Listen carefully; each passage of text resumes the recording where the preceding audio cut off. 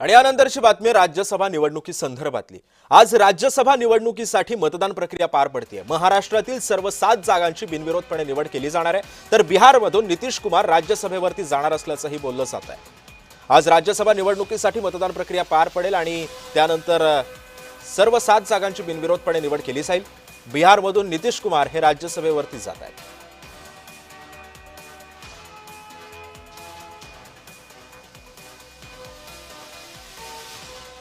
पुढची बातमी पाहूयात।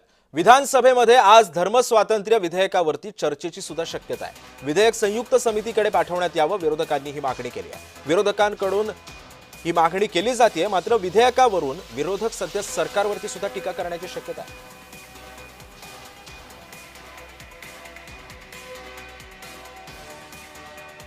दरम्यान धर्मस्वातंत्र्य विधेयकामध्ये नेमकं काय काय आहे हे पाहूयात ग्राफिक्सच्या माध्यमातून। जबरदस्ती किंवा आमिष दाखवून केलं जाणारं धर्मांतर रोखण्यासाठीचा हा कायदा आहे।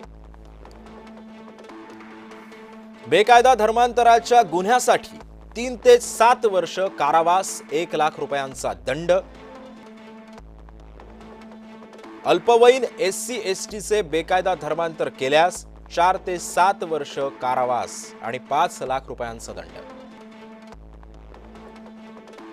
एकाच वेळी 2 किंवा अधिक व्यक्तींचं धर्मांतर केल्यास 10 वर्षांची कोठडी। धर्मांतर करण्यासाठी 60 दिवस आधी पूर्वकल्पना देणं बंधनकारक आहे। धर्मांतर करणारी व्यक्ती, धर्मगुरू संस्था यांनाही 60 दिवस आधी नोटिशीचं बंधन असेल। धर्मांतरित व्यक्तीचे पालक, भाऊ किंवा बहीण किंवा रक्ताच्या नात्याच्या व्यक्तींना धर्मांतराविरुद्ध तक्रारीची मुभा असेल। केवळ धर्मांतराच्या उद्देशानं केलेला विवाह हा शून्यवत ठरणार आहे। धर्मांतरानंतर जन्मलेल्या बालकाला आई वडिलांच्या मालमत्तेमध्ये वारसा हक्क देण्यात येईल। बेकायदा धर्मांतरात जन्मलेल्या बाळाला आईचा धर्म लागू होईल।